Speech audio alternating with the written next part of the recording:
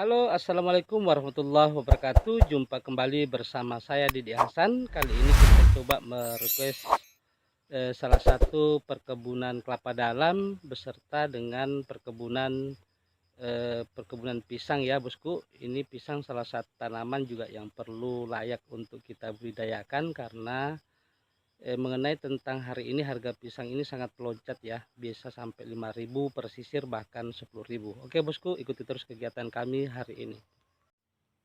Sebenarnya untuk penanaman jenis pisang ini dia tidak membutuhkan tempat khusus ya, karena pisang ini dimanapun ditanam dia bisa tumbuh dan bisa produktif.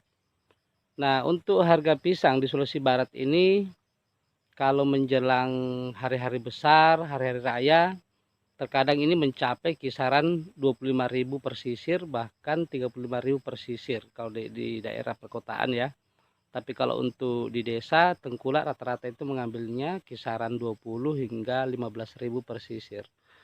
Nah, ini salah satu jenis tanaman yang cukup layak juga untuk dikembangkan bosku, karena ini sangat membantu perekonomian keluarga. Nah, bayangkan saja ketika kita menanam kurang lebih dari 50 pohon atau 100 pohon, maka rata-rata jika anaknya itu beranak sampai 3 atau 5 itu batas maksimal supaya pisangnya ini cukup besar ya. Jadi saya itu rata-rata seperti itu cara untuk penanaman dan untuk pemeliharaannya. Nah, kalau untuk bicara harga pisang hari ini cukup lumayan ya. Ini kisaran sampai 5.000 bahkan 10.000 per sisirnya. Nah, kalau untuk hasil pertanian pisang ini sangat mudah guys, karena terkadang tengkulak sendiri yang datang ke kebun melakukan penebangan, melakukan pemuatan, lalu kita langsung dibayar cash ya. Namun memang ada sedikit perbedaan harga ketika tengkulak sendiri yang turun melakukan penebangan dengan kita sendiri yang memanen. Ya kurang lebih selisih sekitar 1.000-an lah per sisirnya.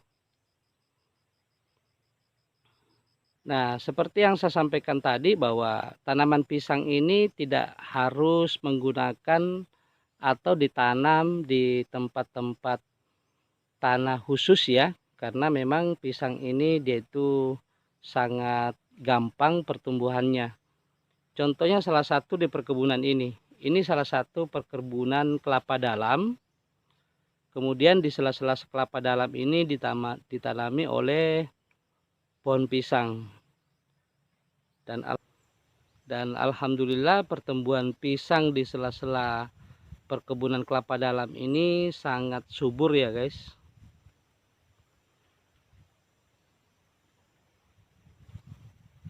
Nah, kalau jarak dari pohon tanaman kelapa dalam ini kan kisaran 8 atau 9 meteran, bahkan ada yang 10 meter.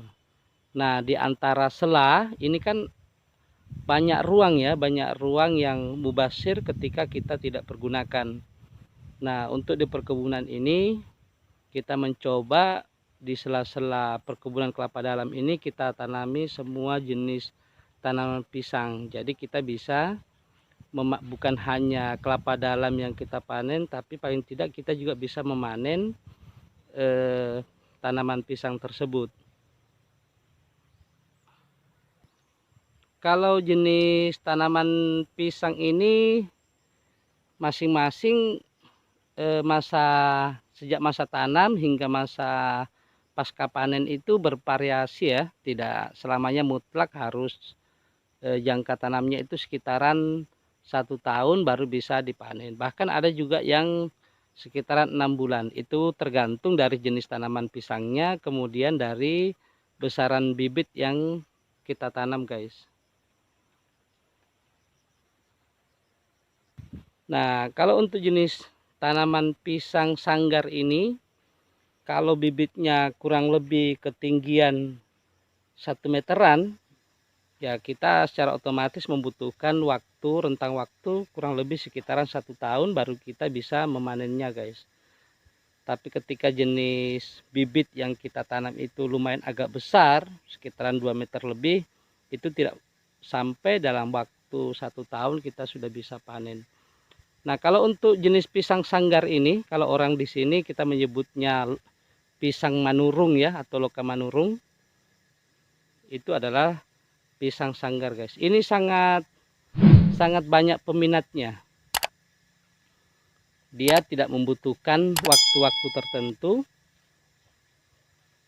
Ini sangat diminati banyak orang dan sangat banyak yang membutuhkan konsumsi. Kalau untuk jenis pisang sanggar ya. Nah, kebetulan hari ini kita juga sementara melakukan pemanenan kopra, kelapa dalam. Nah, rencananya ini kita bikin kopra, guys. Ada juga teman-teman petani yang lain, mereka cenderung untuk menjual per buah, per biji kelapanya. Tapi kalau untuk teman-teman lain juga sebagian lebih banyak cenderung untuk membuat kopra. Kalau untuk pembuatan kopra, kalau khususnya untuk daerah Sulawesi ini sudah bukan menjadi rahasia umum ya. Masyarakat umum sudah paham apa sih yang dimaksud dengan kopra, bagaimana cara pembuatannya. Tetapi kalau untuk teman-teman yang ada di daerah Jawa, terkadang juga masih ada yang bertanya-tanya, apa sih yang dimaksud dengan kopra itu, bagaimana sih cara pembuatannya. Tapi kalau untuk di daerah Sulawesi, masyarakat umum itu paham betul apa yang dimaksud dengan kopra dan bagaimana cara pembuatannya. Insya Allah besok atau lusa ketika ada waktu yang luang, kita akan coba merequest bagaimana sih cara pembuatan kopra dari kelapa dalam. Jadi ini lumayan ya guys, karena cukup lumayan jarak tanamnya ini sangat berjarak kelapa dalam, sehingga kita bisa menanami di sela-sela jarak kelapa dalam ini ditanami oleh pisang. Jadi kita bisa memanen dua jenis tanaman hasil panen, guys. Kalau untuk jenis tanah ya, jenis tanah atau lokasi yang khususnya ada di Sulawesi Barat, yaitu daerah Kabupaten Pasangkayu, ini sangat subur ya guys. Nah, kebetulan pisang-pisang yang kami tanami di sela perkebunan kelapa dalam ini, kami sama sekali tidak pernah menggunakan pupuk guys.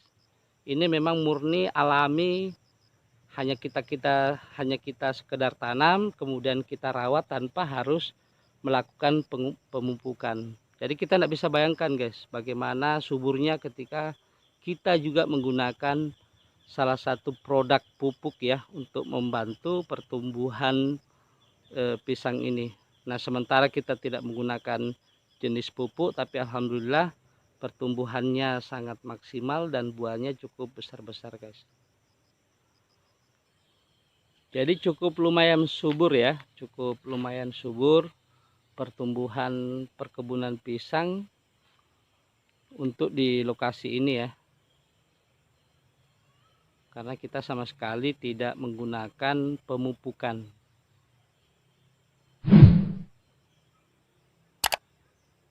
Ini jenis pisang sanggar guys.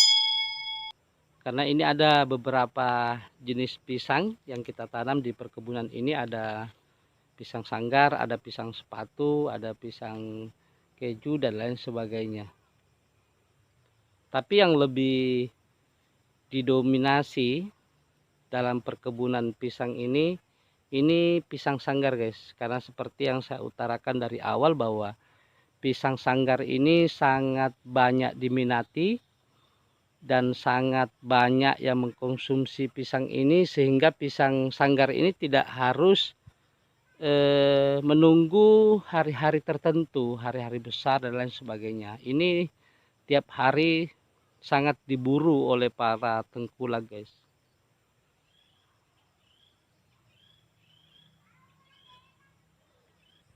Jadi untuk kawan-kawan petani, ayo kita bertani bareng-bareng, manfaatkan lahan secara maksimal Misalnya teman-teman banyak perkebunan kelapa dalamnya, kalau menginginkan pendapatan lebih ya kita harus menanami pisang ya. Kalau untuk saya pribadi, pisang ini yang sangat saya prioritaskan, saya tanam di sela-sela perkebunan kelapa dalam.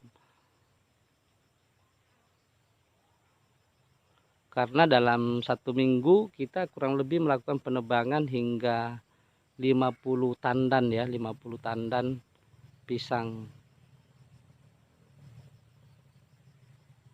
Sekedar tips atau motivasi buat kita semua. Ketika kita menginginkan income yang pendapatan yang lebih ya, secara otomatis kita bertani cerdas. Kita harus bisa membaca momen. Jangan biarkan lahan-lahan kita ini banyak yang mubazir, tidak dipergunakan ya.